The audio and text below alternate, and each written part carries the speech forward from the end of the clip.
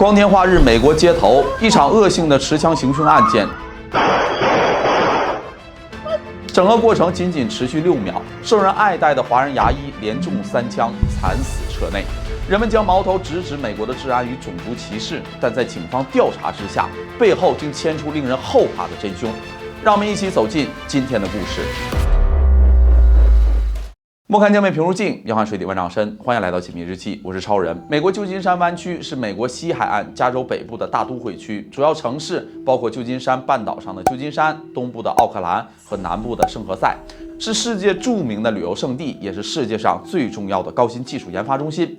久负盛名的斯坦福大学就坐落在这儿。旧金山的金门大桥也是美国的标志性建筑之一，有许许多多的华人聚集在这里。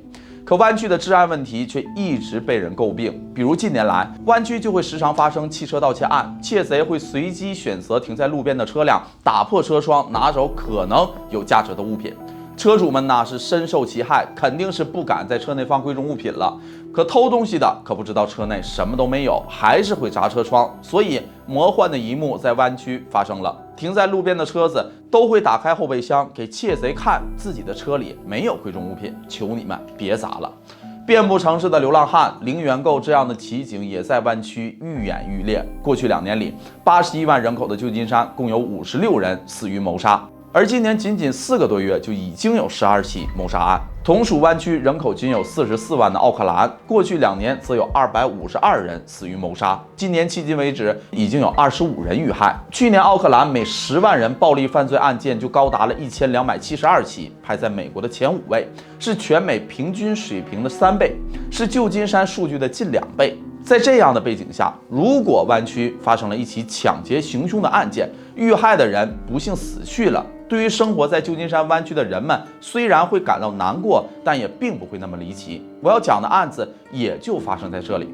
2022年8月21日下午2点04分，湾区奥克兰小西贡社区附近住户的监控拍下了这样一幕：一辆黑色车子缓慢停到了道路的边上，接着一辆白色轿车紧随其后，与黑车并排停到了一起。隐约可见一黑人持枪下车，绕行到了黑车副驾驶位，好像没说什么，劫匪连开3枪，随后跳上车逃之夭夭。整个过程呢，前后仅用了6秒的时间，而黑车内坐在副驾的华人女性倒在了血泊中。光天化日之下，车流不少的街道，就这么明目张胆的持枪行凶，实在是太害人了。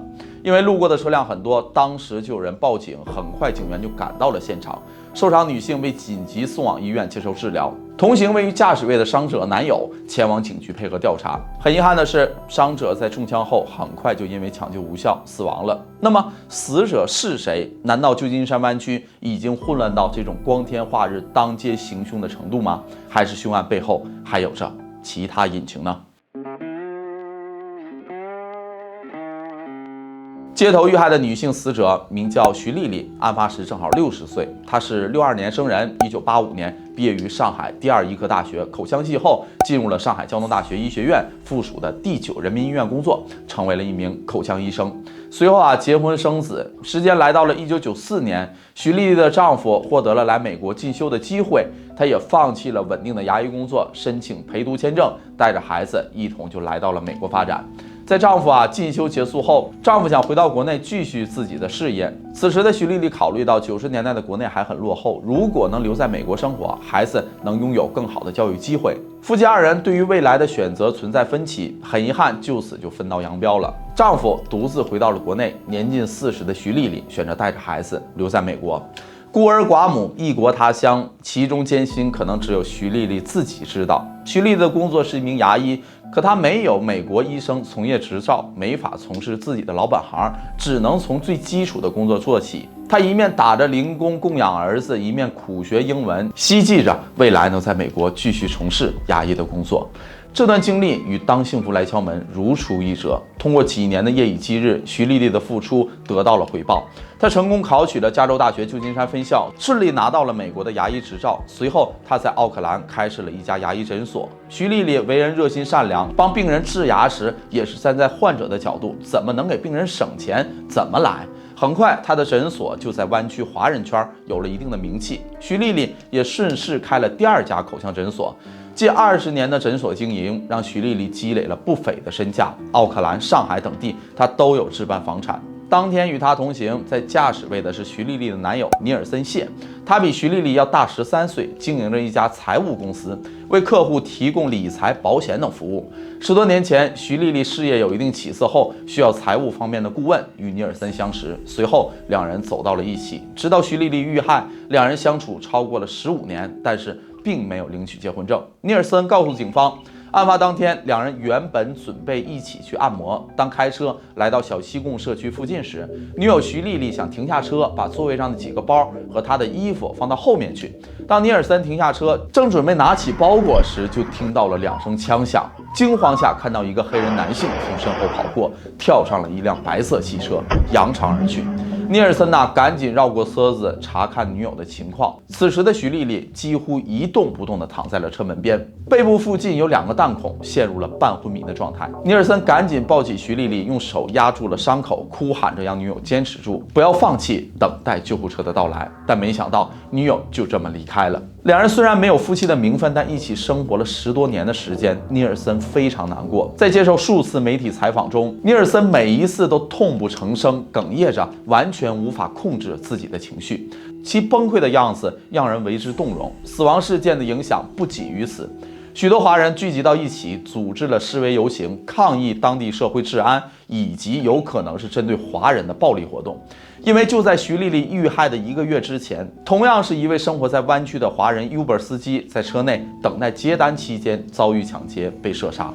这场悲剧同样被监控记录了下来。2名黑人男子戴着帽子，打开了停在路边的车门，企图抢劫。在车内做出抵抗动作后，身穿黄色衣服的男子没有犹豫，直接扣动了扳机。华人 Uber 司机当场就死亡了。而案件发生的地点同样是小西贡社区附近。仅2个月不到的时间，2位华人以类似的方式先后身死，这实在是让人难以接受。当地华人群体开始集会向政府施压，希望尽快改善湾区的治安情况以及对亚裔群体的歧视行为。频发的恶性案件，媒体的大肆报道，让警方承受了巨大的压力。警局非常重视，也迫切的需要以徐丽丽案件为切入点，给公众一个交代。但经过一系列的调查后，警方发现关于徐丽丽的死好像没有表现出的那么简单。警方在调查之初一度将徐丽丽的死定性为抢劫行凶或者是种族歧视，但在反复查看案发当时的监控录像后，警员发现了许多不寻常的地方。首先，凶手2人，一人开车，一人抢劫，可在副驾下车之后，没有对驾驶位的尼尔森动手，反而是直接跑向了位于副驾的徐丽丽。如果是抢劫，为什么要舍近求远呢？去到车的另一侧？其次，整个作案的过程仅6秒，凶手的目标好像并不是财物。在监控画面中完全看不出凶手与徐丽丽之间的撕扯，而是直接掏出武器行凶后，还什么财物都没有拿，就跑回了自己的车内，扬长而去。虽然当地的治安并不好，但掏出武器射击，案件性质就变了。凶手如果是抢劫，完全没有必要这样做。最后警员在追踪劫匪车辆的活动轨迹时发现，凶手所驾驶的车辆在案发前的很长一段时间一直在小西贡街区附近徘徊绕圈，在此期间还曾多次与巡逻的警车擦肩而过。面对巡逻的警车，如果意图抢劫，是不是应该换一个地方行动？为什么迟迟没有离开？直到徐丽丽所乘车辆开到预定地点后，停在路边的匪徒没有犹豫，直接靠了上去，行凶逃跑，一气呵成。综合以上考量，警方怀疑徐丽丽的死不是抢劫，极有可能是一场事先计划好的行凶。但是这就很奇怪了，为人随和已经60岁的徐丽丽，人际关系非常简单。她性格很好，刚刚度过了自己60岁的生日，生活方式也在向退休过渡，每周只有1天到2天工作，其余时间都与华人姐妹在一起，发展各种爱好。调查也没发现他曾与谁有过矛盾，是谁会如此狠辣地要了他的性命呢？也就在此时，案发当天与徐丽丽同行的男友尼尔森走进了警方的视野。与徐丽丽交好的姐妹告诉警员，案发时徐丽丽所要前往的按摩店并不是平时和姐妹常去的那家，当天的行程也都是男友尼尔森提前安排好的，是他把车停到了路边，等候在场的匪徒发动汽车，迅速靠近行凶，并且徐丽丽生前曾购买过保险，受益人正是尼尔森。如果徐丽丽因意外死亡，尼尔森能够获得其100万美元的人寿赔偿，那么会是尼尔森为了钱买凶伤害自己相处10多年的女友吗？徐丽丽的死当天行程是尼尔森安排的，男友也是保险的受益人。可警方也很疑惑，尼尔森财务状况非常好，自己的公司多年从事保险跟理财业务，收入不菲，在其名下拥有多套房产以及敞篷的保时捷、宾利在内的多辆豪车。为了区100万就动手的理由似乎并不成立。可在徐丽丽死后，尼尔森悲伤痛苦之下，警方又发现了许多的疑点。比如，案发之后，徐丽丽被紧急送往了医院，但直到死亡这段时间，尼尔森并没有选择陪在女友的身边。之后，在徐丽丽离世后，社区为其举办的活动中，尼尔森依旧没有出席。如果尼尔森因为悲伤过度没法面对这些场合不在，也可以理解。可案件发生后，当地华人组织募集了2万美元对凶手进行悬赏。尼尔森一面在镜头前哭泣，讲起多么的爱女友，一面很小气的在悬赏凶手上1毛钱都没有出。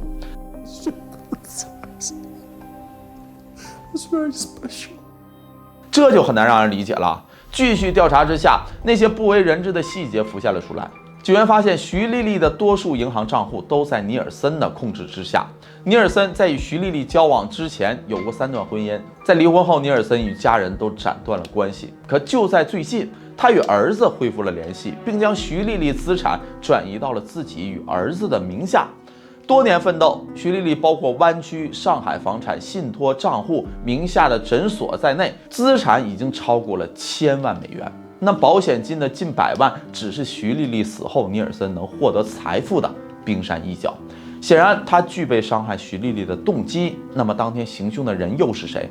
警方详细的调查尼尔森的通话记录，其中一个叫做巴森的斯托克顿黑人男子走进了警方的视野。他生于1989年，曾是一名网球运动员。2007年，他还短暂的参加过职业网球的比赛。尼尔森有很长一段时间痴迷于网球，两人在10年前相识。巴森是尼尔森的网球陪练，当时尼尔森经常会开车拉着巴森一起打网球，一起吃饭。而巴森的体貌特征与案发时歹徒的形象如出一辙。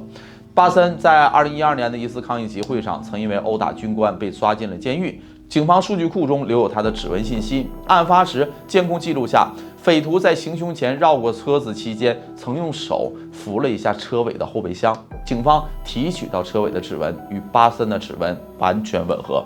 在搜查巴森位于斯托克顿的家时，也成功找到了当时作案时所使用的枪械。就这样，在2022年的10月27日，尼尔森与巴森这对球友同时被警方逮捕了。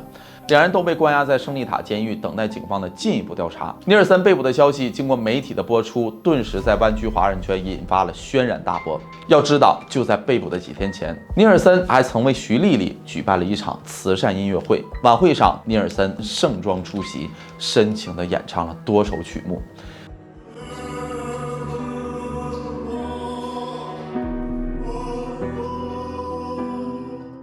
没人想到，看似儒雅有涵养的尼尔森背地里已经谋划了整起事件。相识的朋友们也都很好奇，究竟是出于何种原因，能让尼尔森对相处10多年的女友下手？大家都等着警方进一步的动作来揭开谜团。令人想不到的是，就在尼尔森被捕的第2天，2022年的10月28日下午，已经73岁的尼尔森在狱中上吊。监狱内巡视的狱警发现时，他已经离开了这个世界。随着尼尔森的死亡，他与徐丽丽之间的恩怨情仇也一起石沉大海，很多事情都成了谜。我们无法得知他究竟是何种原因计划狠辣地伤害自己的女友。他已经73岁了，也很有钱，行凶的目的不可能是单纯的求钱。至于行凶的巴森，他在监狱中始终不肯交代自己的罪行。律师表示，巴森会被指控为谋取经济利益而行凶、滥用枪支2项罪行。依照美国的量刑标准，很可能被处以死刑或者终身不得假释。当一切真相大白，我们再回看尼尔森采访时的画面，他面对媒体痛哭流涕，几度哽咽，甚至很多时候都无法完整的说完一句话。亲友们只得不断地拍打他的后背来安慰他的悲伤和眼泪如此的真实，谁又能想到相处10多年的枕边人就是那个最想要了你命的人。徐丽丽行医一生，总是为病人着想，备受爱戴。当她中枪倒在尼尔森怀里，咽下最后一口气时，她会很难过吧？好了，这就是本期解密日记的全部内容。喜欢的朋友记得点关注，我是超人，我们下期再见，拜拜。